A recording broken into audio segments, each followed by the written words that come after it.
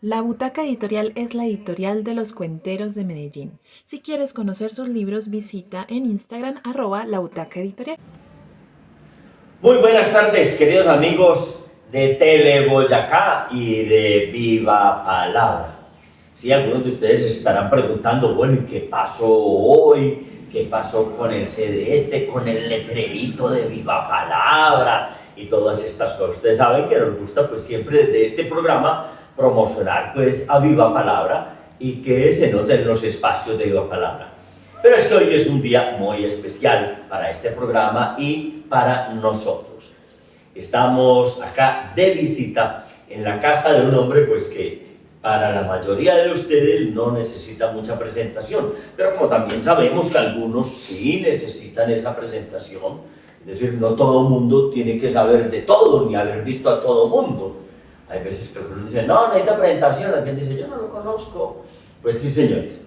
Para ustedes, él es Reinaldo Espitaleta, escritor, periodista, historiador, echador de carreta, hombre de radio y conversador, esencialmente un conversador. Y por eso a nosotros nos ha interesado tanto esto de la palabra con don Reinaldo Espitaleta. Ha publicado una cantidad enorme de libros y de unas conferencias maravillosas que, bueno, ya conversando con él iremos mirando de qué se tratan estas conferencias y qué son estas charlas. Muy buenas tardes, don Reinaldo Espitaleta. Bueno, ustedes saben que siempre grabamos el programa en la mañana, pero que ustedes lo disfrutan es en la tarde, los lunes a las 6 de la tarde. Así es que, muy buenas tardes, ¿cómo están? Muy bien, Jota, buenas tardes a todos y muchas gracias por estar aquí en casa para que conversemos de distintos aspectos que tienen que ver con el mundo, con la ciudad, con la literatura, con los libros, ¿cierto? Con las charlas de la infancia, Bello para mí fue, pues yo soy de Bello, entonces también tengo un poco de historias que están referenciadas con respecto a las cosas que sucedieron en Bello, que Bello tuvo muy malas famas, creo que todavía las tiene, como lugar peligroso, fue un pueblo además en la época de la violencia era de laureanistas, entonces ya por ahí vamos como descubriendo ciertos asuntos de Bello, que es interesantísima la historia de Bello. Bueno, y nosotros ya tuvimos, pues y tenemos todavía el Centro de Historia de Bello, pues, que contábamos hace muchos años, ya cumple 30 años.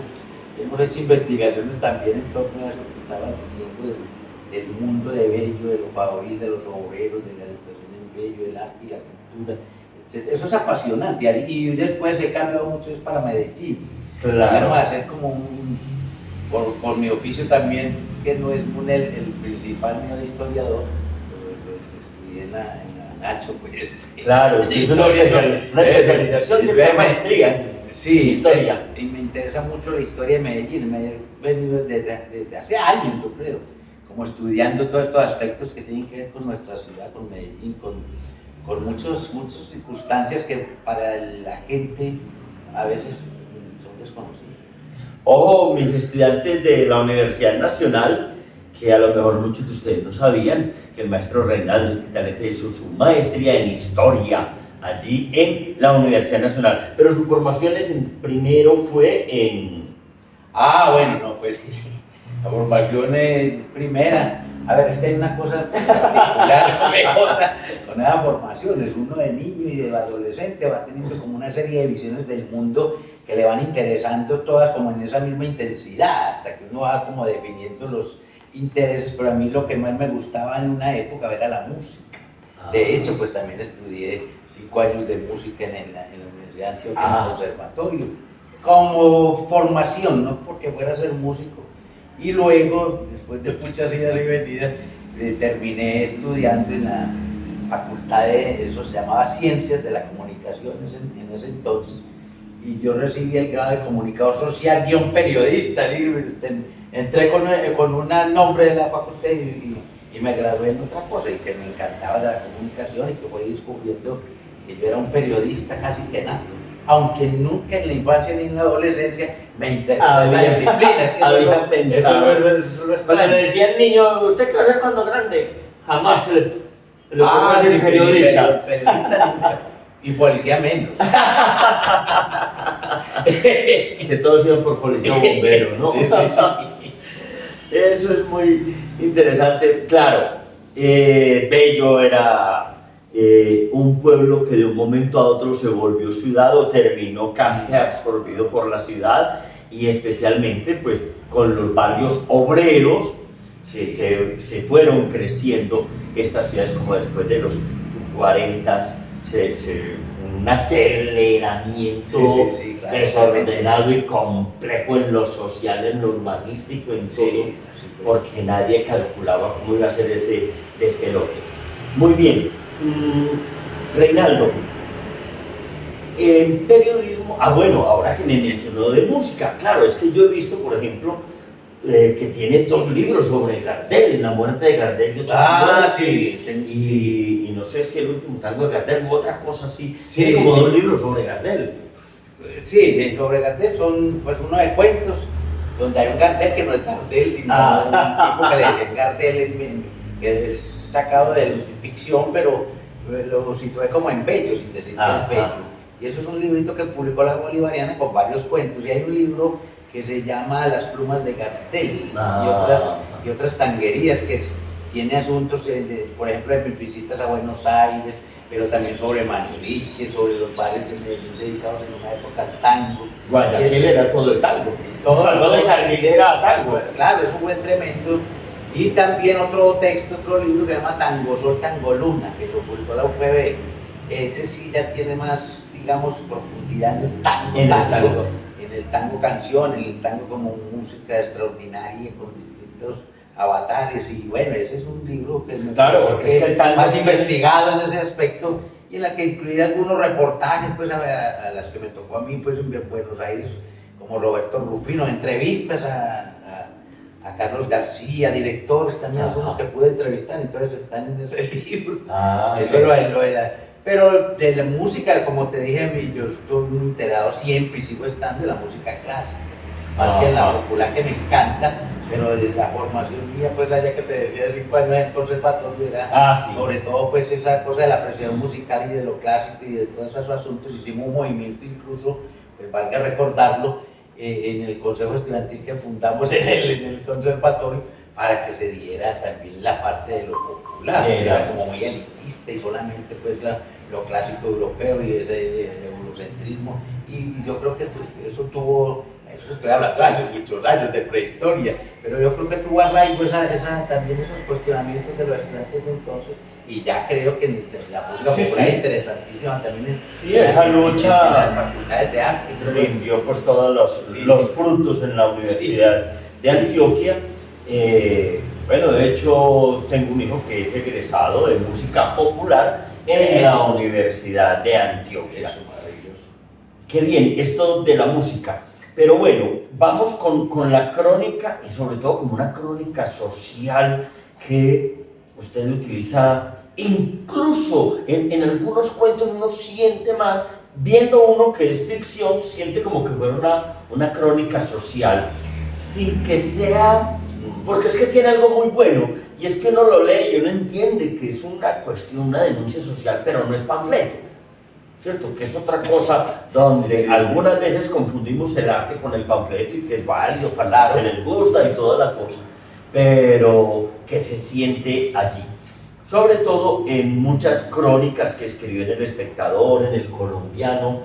¿Todavía trabaja con alguno de estos medios escritos? Bueno, entonces mira, sobre los géneros, pues sí, a mí me gustan, en los géneros periodísticos siempre tuve el gusto por la crónica y el reportaje, más narrativo, pero era un redactor de noticias común y corriente, y creo que adquirí una agilidad tremenda con tantas cosas en una ciudad como esta, como en tantos eventos y sucesos. Bueno, eso por un lado. Entonces también está el periodismo de opinión. Yo creo que te está refiriendo a ciertos asuntos de columnas periodísticas donde uno opina, y son columnas muy tendientes a lo político, a los cuestionamientos políticos En el colombiano había empezado con eso y ahora en El Espectador todavía hago la columna Sombrero de Mago. Sí. Y sí tiene esas características que decir Jota, pues, que son más análisis y cuestionamientos, a veces protestas, a veces se le sale una diatriba también contra el poder, etc.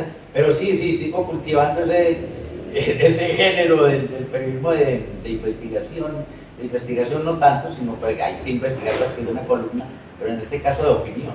Y que es muy interesante porque es que uno leer columnas de opinión amenas, ¿cierto? Amenas, que provoca leerla, que tiene una escritura que provoca leerla, porque pues cada periodista o cada comunicador tendrá su estilo. Pero hay veces se encuentra uno con algunas columnas que son muy tendenciosas a veces, o columnas con una escritura que dice uno, esto parece un chaleco antibalas porque una bala no pasaría el tercer renglón. Sí. Entonces es muy interesante, Sombrero de Mago en el periódico El Espectador, para que busquen por ahí las actuales, o ahí encuentra uno muchas de las anteriores. Yo en algunos libros de Reinaldo Spitaleta me llamó la atención que en algunos va en coautoría. Con Memo Ángel. Tengo varias coautorías, sí. Y con otras personas. ¿Cómo juega uno eso de escribir en coautoría? Sí, entre dos. Sí. No es fácil, te digo. No. Coautoría tengo entonces con Memo, que tenemos 3, 4 libros tal vez, con Mario Escobar Velázquez, un escritor muy destacado, pues ya murió, pero van a recordar su memoria y su trayectoria tremenda como gran escritor de novelas. Y el taller en la de Antioquia, que tuvo tanto tiempo. En otros escenarios, con el tremendo Mario. Y también tengo un libro que hice una investigación de por la Universidad Pontificia Bolivariana y la profesora Mari Jaramillo, ¿cierto? Hicimos un libro sobre las circunstancias que viven los desplazados en Medellín, los desplazados por la violencia y por otras circunstancias. Entonces más arriba de Santo Domingo, ¿saben? San José del Pinar, nos metimos a hacer ese trabajo de campo y de fondo, más de 1 año, 2 años, no sé, y ahí salió también un libro en coautoría. Las coautorías que a veces no es tan fácil porque manejar los estilos, manejar hasta la vaina, todo eso pues, de la gente, pero es interesante. Con Memo sí nunca tuve problema, pues Memo es extraordinario, ¿cierto? Entonces no hubo pues ni discusión ni nada, pues, eso era toda una aventura intelectual y de conocimiento con Memo, que es un extraordinario lector, pues sí. Y es otro conversador que ojalá lo vamos a tener acá, claro. José Guillermo Ángel Rendo. Es un hombre extraordinario y también de un saber inmediato, que es que hay mucho saber, el saber inmediato que nos permite conversar y todo claro. esto, y el saber profundo que nos permite dar conferencias y todo eso. ¿Cuándo sería que usted estuvo dando una conferencia? Sería sobre el doctor Héctor Abad Gómez. Y era una charla antes en la Facultad de Salud Pública. En Salud Pública. En la Facultad de Salud Pública, como en una cátedra, un programa que ellos tienen allá sobre la cátedra de Héctor Abad Gómez, precisamente se llama, no sé cada cuánto la hacen, y entonces yo hice la charla en torno a la Medellín o al Medellín que le tocó a Héctor Abad. Claro, porque es que eso le iba a preguntar. Es una charla acerca de toda esta figura maravillosa de Héctor Abad Gómez y los derechos, especialmente en salud pública, pero el maestro Reinaldo se nos extiende un poco por allá en Guayaquil, en Pérez Prado, en unas cosas muy interesantes. Sí, a ver, es que Héctor Abad pues, es de los años 20, creo que nació. En todo caso, su práctica como médico va a tener una visión muy distinta pues, a las otras medicinas que hay aquí en la facultad de la Universidad de Antioquia. Y es un hombre que va sintiendo desde como muy temprano esa necesidad de estar con la gente y de luchar por reivindicaciones tales como el agua potable, los alcantarillados, es decir, la higiene. Eso es un médico también higienista, que ya había antecedentes en la ciudad de grandes figuras, y él continúa con eso. Y entonces mete eso también en la Facultad de Medicina, en la Facultad de Salud Pública. Eso es extraordinaria la labor que hace Héctor Abad. Se convierte en un tipo que que está del lado de los pobres, porque decir como si fuera la teología de la liberación extra, pues sin ese contexto. Eso es una maravilla, porque es que acuérdense que la medicina también estuvo en ciertas élites y no era tan... estoy leyendo y para un seminario que damos sobre literatura y ciudad a Tulio Valle, que también era médico egresado de la facultad de aquí de la Universidad de Antioquia, y en una época en la Universidad de Antioquia, en la facultad de medicina, no admitían ni negros ni pobres. Es una época terrible. Entonces por eso hay una ruptura, me parece, del pensamiento de Héctor Abad con toda una serie de ideologías, digamos, elitistas que se estaban dando también en la facultad de medicina. Entonces una lucha... Y que parecía lo natural, ¿no? Parecía lo natural. Ya está establecido así, Dios lo puso así. Si no lo puso así nos quedaremos por secular secular, pero no, entonces esos nombres que hay que distinguir por eso. Entonces me refería como a la ciudad, a los nuevos barrios, a los tuburios, a un poco de cosas que en los 50, 60, no en los 70, pues Medellín va a sufrir una serie de transformaciones que para muchos no son, ni que están por fuera del urbanismo y de la estética, no sé, pero es la ciudad que tenemos y que también va a dar cobijo a un poco de miles de personas que sobreviven en la violencia en el campo, que son expulsados y tienen que venir aquí a construir unas casas de emergencia. El doctorado siempre estuvo como en ese cuento también. Eso era lo que más o menos decía en torno a un médico importante que lo mataron en el 87, ya con el ascenso del paramilitarismo. Sí, aquí era delito hacerse del lado de los más necesitados. Sí. Héctor Abad, Felipe, Leonardo Betancourt, fue horroroso, espantoso, una terrible noche oscura de la cual la ciudad no ha salido todavía. Pero también, viendo un libro que tiene en sus manos, hay un personaje también de estas migraciones y de todo esto, pero que tiene una gran incidencia, pues inicialmente en Bello, pero que impacta todo el país en los derechos laborales, ahora que está hablando tanto de reformas laborales y derechos laborales. Sí. Yo no me adelanto, háblenos de este personaje, nos dice de quién se trata. Bueno, sí, ahora que es un personaje que yo creo que está vigente precisamente por su lucha, por su capacidad para organizar una huelga, ¿cierto? La primera huelga que hubo en Colombia en 1920 sucede en Bello, ¿cierto? En la fábrica de textiles de Bello, y que tiene una serie de significados. Que no es la misma fábrica, que no es fabricato, no fue fabricato. Esa fábrica la absorbe Fabricato en el año 39, entonces le pasa de Fabricato, pero era una fábrica, la primera fábrica textilera que hubo en el Valle de Aburrá, pues en Bello, de 1905. Bueno, y ahí la mano de obra, la mayoría de la mano de obra eran mujeres. Esto delante del siglo también por ser una serie de circunstancias que van a desembocar en que son las mujeres las que van a liderar la primera huelga en Colombia. Estrenan el derecho de huelga en Colombia, que es aprobado en 1919, digamos, por el Congreso, porque también hay una serie de luchas obreras, de trabajadores que van impulsando eso para que se apruebe el derecho a huelga. Y estas muchachas de Bello, algunas muy niñas, 400 obreras, entonces salen a la huelga. Eso es una cosa que repercute en todo el país y van a estar lideradas por Betsabe Espinal, ¿cierto? Betsabe Espinal, que era hija natural además. Eso era una cosa doble discriminación. Y se convierte la mujer en la gran antorcha que ilumina pues, todo ese movimiento de la huelga de mujeres, de obreras mujeres, porque los hombres no partían, había 100 obreros y ellas les decían a los trabajadores, eran bastante reacios a participar en el movimiento.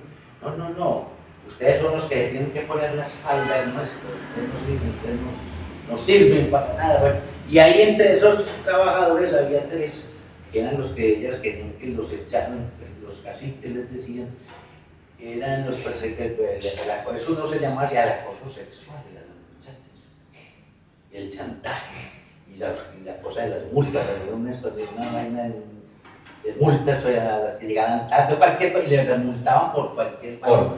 Y entonces esa era la principal, o una de las principales reivindicaciones que ellas exigían en ese movimiento holístico, y otras como la que pudieran trabajar calzadas, porque el señor gerente Emilio Restrepo Aquí no llegan, aquí nadie va a entrar acá, que me dañen el piso, pues, etcétera, etcétera, etcétera. Hay un poco de cosas. Yo escribí, como soy de Bello, Betsabe Espinal era de Bello, y nunca en mi infancia ni en la adolescencia oímos mentar a Betsabe Espinal, te lo digo, eso estuvo oculto. Sí, después de los años 20, esa mujer aparece en una notica de prensa cuando se muere en el año 32 aquí en Medellín, en el barrio Las Palmas, electrocutada, pues, con unos cables. Y nunca más se supo de ella, y nosotros de Bello, imagínate, yo nunca, ni en la escuela, ni en el colegio, ni en ningún lado, escuché a Betsabe Espinal y su vuelta. Entonces me puse pues en el centro de historia a investigar a fondo, hice una investigación en los archivos porque fue muy cubierta por los reporteros de entonces, todos los periódicos de entonces van a Bello a entrevistar a todas estas muchachas. Entonces hice el seguimiento también a través de esos archivos y escribí algunos artículos y después dije, un PB también patrocinó ese año que me dieron para la investigación, que iba a ser una novela, que hicimos que todo era una investigación, pero mi producto era una novela.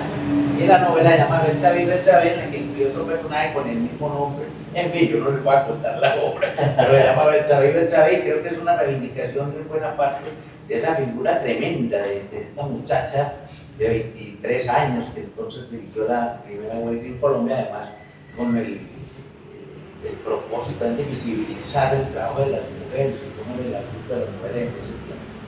Imagínense, una mujer casi letrada y dirigió la primera huelga obrera en Colombia.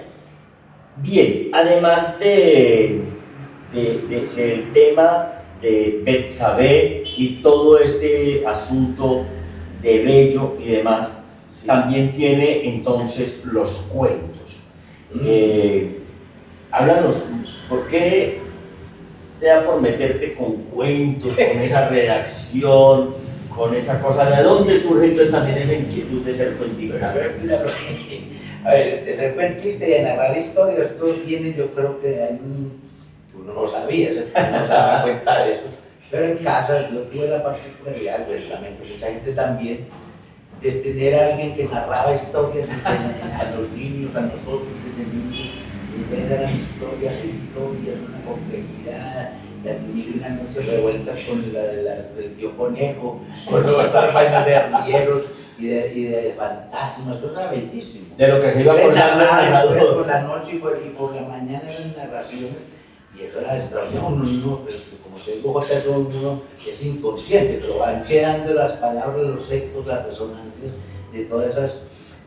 A los 15 años o un poquito antes en el barrio del Congo, un muchacho me dijo, vos que hablas tanta paja. Le dije, yo te voy a prestar un libro que vos no has leído. Y eran los tomos de las mil y una noches, pero es una fascinación. Entonces empecé a leer todo eso y yo después dije, pero esto también lo han contado. Hay muchos de estos relatos ya los tengo que me resuenan de aquí. Y era la narradora que había en mi casa, ya adaptaba los cuentos o algunos de esos cuentos árabes inversos y no sé qué, a la manera de ella, a la manera de ella, era mi madre, ¿cierto? Entonces yo tuve la fortuna o el infortunio, no sé, de tener una cherezada en casa. Entonces eso siempre lo he contado porque yo después me puse de dónde ni psicoanálisis ni nada, sino de dónde sale uno con la intención de escribir eso de los cuentos que están diciendo, de narrar. Y uno siempre empieza por las lecturas de cuentos, Edgar Allan Poe, eso era en los adolescentes en mi generación, mucho Edgar Allan Poe, mucho Dickens. A mí me gustan mucho los estadounidenses, entonces me leí un poco estadounidenses, pero también en la casa, mira que eso fue muy lindo, la formación de una biblioteca en la casa. Entonces somos 4 hermanos y cada uno iba por sus intereses comprando libritos y eran casi literatura, todo. Entonces Kafka, por ejemplo, William Faulkner, por otro lado, eso era una maravilla. Entonces mira que de alguna forma es un sitio inconsciente que uno se va abonando a eso, lo abona uno. Y por eso el género del cuento es tan complejo, pues me fue gustando también por las dificultades que entraña el género. Además, digamos, de menos dificultades una novela que un cuento. Un cuento tiene que ser exacto, no puede lograr, no puede faltar nada. etcétera. Bueno, ya pues no vamos a parar una Sí, clase de esos pero, cuentos. pero yo creo que por ahí va la cosa de que tener en la casa gente que le cuente historias a uno, pues puede que no sirva para nada, pero sí puede servir también para que vos en tu vida escojas No, una ruta, pues, una ruta con las palabras. Yo soy de los que creo que eso queda ahí y hace un muy buen cultivo, aunque el niño o la niña no se conviertan en escritores.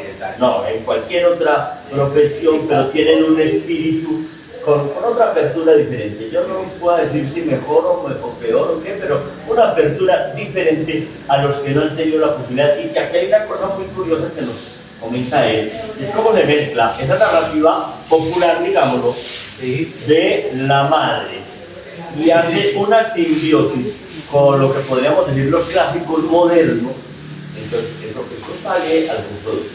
Como nos está acabando el tiempo, ¿nos quieres leer algún fragmento de texto o alguna cosa acá que nos comparta? Bueno, sí, claro. Hay introducción, me están haciendo señas que nos quedan cuántos minutos, que nos quedan 5 minutos, por el interno me están avisando. Ya te llamaba la atención. El saber, entonces voy a leer un fragmento que yo aquí aleatoriamente, el capítulo 8. A doña Celsa, que una vez quiso ahorcarse, la internaron en el manicomio de Bermejal, a donde iba su hija a verla desvariar y a hablar de amores que nunca tuvo y de promesas incumplidas. Se tomaba los cabellos, tiraba de los niños con una saña sin control y se los arrancaba como la Virgen del himno nacional y decía que por favor le alejaran esa presencia oscura y mortificante que la perseguía y martirizaba en sueños. Al saber la situación de su madre la trastornó, la volvió nerviosa, con tics como el de alzar más una ceja que la otra cuando hablaba y de frotarse las manos como si tuviera un frío permanente. Ella apenas asesoró las primeras letras y solo por su inteligencia logró sobrevivir en medio de la inoquia. Pudo entrar a trabajar cuando el mundo papil era apenas una chimenea, una arquitectura novedosa y rara en medio de mangas y montes y quebradas, y arriba con el imponente cerro que ya todos llamaban el hermoso Quitasol. Bueno, y entonces ahí sigue narrando lo de Betsabé, porque es que la mamá de Betsabé era una mujer que estuvo internada en el manicomio de Bermejal, pero es una historia clínica, que pueden servir para inventar una novela también, pero la parte histórica es muy interesante tener uno claro, y ya después volajes, es otro tipo de desarrollo de forma de historia. Esto no es un libro de historia ni una novela histórica, sino es una ficción, pero basada En los relatos reales. El manicomio de Bermejal. Hombre, yo no sé si bueno, nacía todo el frente del manicomio de Bermejal, uno nacía en la casa, o nosotros nacíamos en la casa, y ahí a todo el frente de la casita pequeñita, al frente de lo que hoy es Confama. Allá vino al mundo algunos dicen, ya se explica todo. Pero él es de Bello, donde trasladaron el manicomio de Bermejal, que ya se llamó Hospital Mental, un homo se llama hoy en día, ¿no? Entonces, bueno, amigos, ya vieron lo que les dije, aquí se le puede a uno todo el día conversando con el maestro Reinaldo Espinaleta. Este libro es publicado por Bolivariana. Sí, la UPB. La editorial de la UPB, que ya desapareció la editorial, hubo problemas. Pero bueno, sí, ahí está el libro. Ahí está el libro. Tengo 2 ejemplares que te voy a dar esta. ¡Ave María! Vea, para humillarlo a ustedes. Miren. Bueno, entonces ya sabemos, yo creo que hay un material de lectura muy interesante en la escuela de cuentería, porque a veces los alumnos dicen, ¿cómo saco yo, de a dónde saco yo esos cuentos? Entonces, amigos, muchas gracias por su atención. Y bueno, espero que en alguna ocasión próxima tengamos otra conversación con el maestro Reinaldo Espinaleta, y como les dije, voy a estar buscando a don Guillermo Ángel Rendo para tener una conversación con él, y verán y entenderán por qué es que ellos dos se comprenden tanto. Muchas gracias y que tengan una feliz semana. En Dulce Artesana Café y Repostería Artesanal convertimos el amor en dulzura y nuestros ingredientes en porciones de felicidad. Te invitamos a conocer nuestras delicias en la carrera 43, número 5832.